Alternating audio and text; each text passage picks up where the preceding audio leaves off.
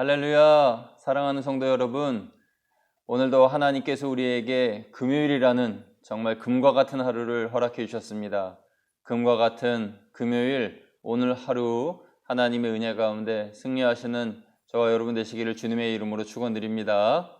여러분, 금요일은 왠지 좋은 일이 있을 것 같지 않습니까?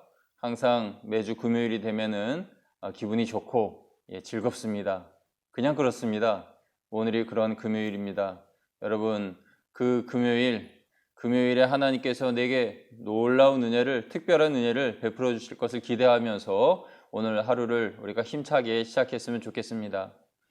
오늘 우리가 하나님의 말씀을 나누기를 원하는 것은요, 바로 갈라디아서 5장 13절 말씀입니다. 우리 갈라디아서 5장 13절 말씀 같이 읽어보겠습니다. 너희가 자유를 위하여 부르심을 입었으나 그 자유로 육체의 기회를 삼지 말고 오직 사랑으로 서로 종노릇하라. 갈라디아서 5장 13절 말씀입니다. 너희가 자유를 위하여 부르심을 입었으나 그 자유로 육체의 기회를 삼지 말고 오직 사랑으로 서로 종노릇하라. 여러분, 이 말씀을 여러분 읽으시면서 어떤 생각이 드십니까? 하나님께서는 우리에게 자유를 주셨지만은 그 자유를 어떤 사람은 육체의 기회로 삼고 어떤 사람은 사랑으로 종노릇하는데 그 자유를 씁니다.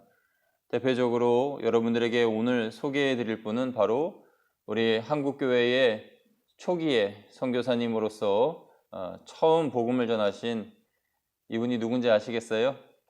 언더우드 선교사님입니다. 언더우드 선교사님께서 우리 한국교회의 초기에 선교의 기틀을 마련하신 그런 너무나 훌륭하신 선교사님이시죠.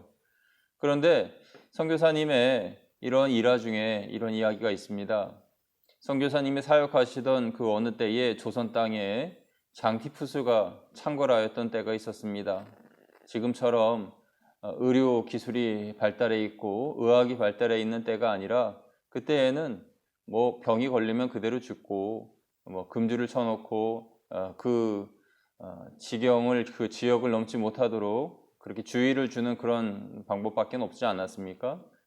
그런데 장티푸스에 걸려서 사람들이 다 죽어가는 그때에 선교사님께서 선교를 내려놓고 그곳에 있는 마을 사람들을 등에 업고 또 아이들을 품에 안고 병원으로 의원으로 이곳저곳 뛰어다니면서 그렇게 수고를 많이 하였습니다. 그 모습을 보던 어떤 한 여인이 저 푸른 눈빛의 저 사람은 도대체 누굽니까? 라고 물어봤을 때 나도 잘 모르고 그런데 저 사람은 조선 사람을 사랑하는 예수쟁이입니다 라고 누군가가 이야기를 해줬습니다. 저 사람은 조선인을 사랑하는 예수쟁이요. 그 말이 그 여인의 마음에 깊은 감동이 되고 그래서 그 여인도 하나님을 믿기로 다짐하였습니다. 그리고 그녀는 자기가 살고 있는 집인 경기도 행주로 돌아가게 되는데요. 그 경기도 행주에서 복음을 전하게 됩니다. 신학교를 나와서 복음을 전한 것도 아니었습니다. 책을 수십 권 수백 번 읽고 주석을 펼쳐놓고 공부를 하고 예수님을 믿고 복음을 전한 것이 아니었습니다. 하나님의 사랑과 은혜로 거듭나 그 은혜를 그저 전하기만 하였는데 그 복음의 능력 가운데 이내 약 100여 명의 믿음의 성도들이 모이게 되었습니다. 그리고 그 행주에서 첫 번째 교회가 세워지게 되었죠. 그리고 그 여인은 언더우드 선교사님을 자신들의 교회로 모시게 됩니다. 그 여인이 바로 심화순 선교사님이라고 해도 괜찮겠죠. 심화순 여인이었습니다. 그런데 이분이 언더우드 선교사님을 초청해서 그래서 그곳에 집회를 가질 때 이 언더우드 선교사님이 이 신화순 여인을 보고 깜짝 놀랐습니다. 또 그 교회를 보고 깜짝 놀랐습니다. 아니, 내가 이곳에서 와서 복음을 전한 것도 아닌데 어떻게 예수님을 믿는 그것도 100여 명이 넘는 이런 성도들이 그리고 교회가 세워질 수 있었을까 깜짝 놀랐는데 과거에 본인이 조선 땅에서 장티푸스에 걸린 사람들 그 전염병에 그 공포를 마다하지 않고 이겨내면서 아이들을 품에 안고 사람들을 등에 업고 그렇게 의원으로 병원으로 다니던 그런 모습을 자기가 보고 감동을 받았다라고 이야기를 하였습니다.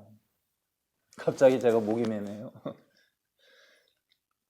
이런 선한 행동으로 인하여서 그 여인의 감동을 받고 또 하나님을 믿게 됐고 이랬다는 이야기를 들으면서 언더우드 선교사님 또한 많은 감동을 받았다라고 하는 이야기가 전해 내려옵니다.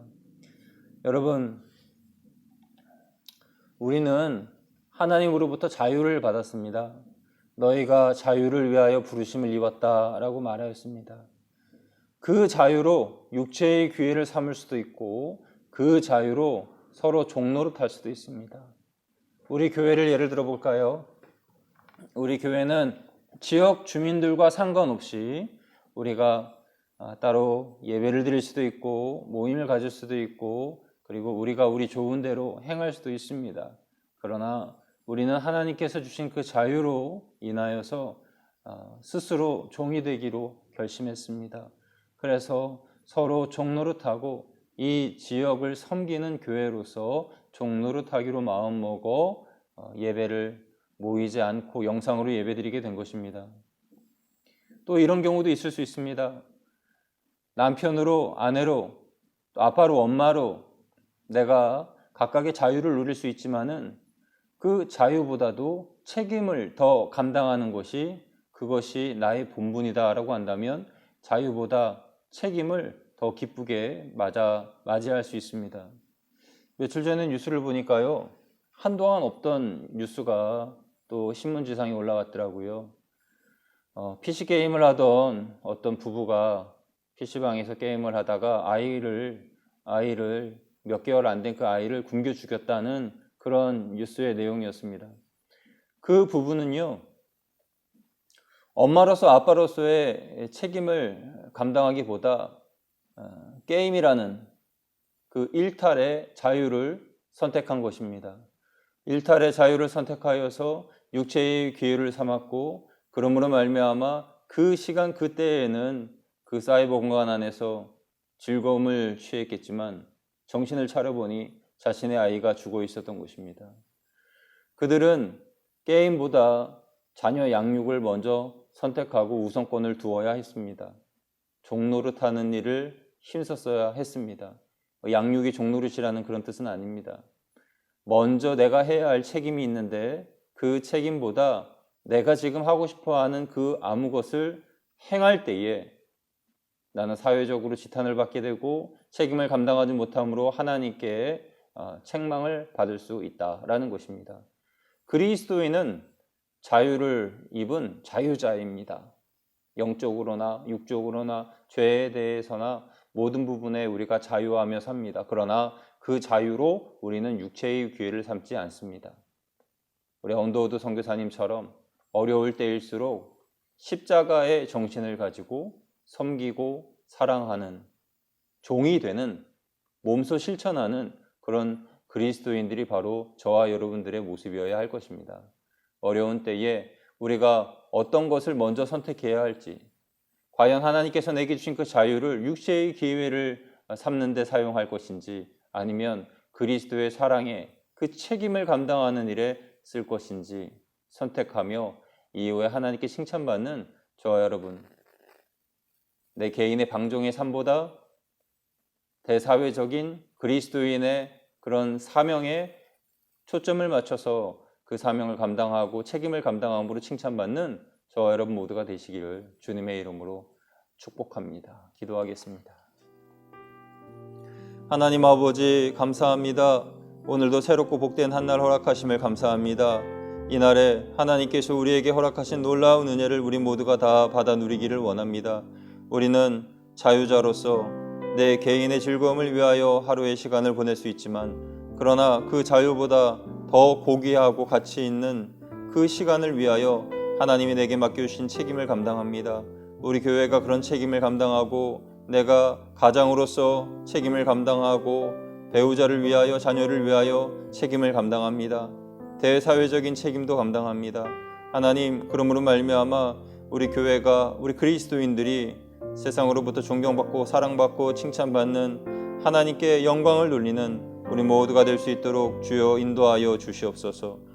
앞서 하나님의 본을 보이며 영광 가운데 살아간 믿음의 선진들을 보면서 우리도 언더우드 선교사님과 같은 그런 믿음의 모습을 갖는 우리 모두가 될 수 있도록 인도하여 주옵소서.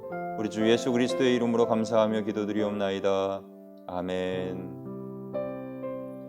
할렐루야. 오늘 하루도 여러분 승리하시고 파이팅 하세요. 파이팅!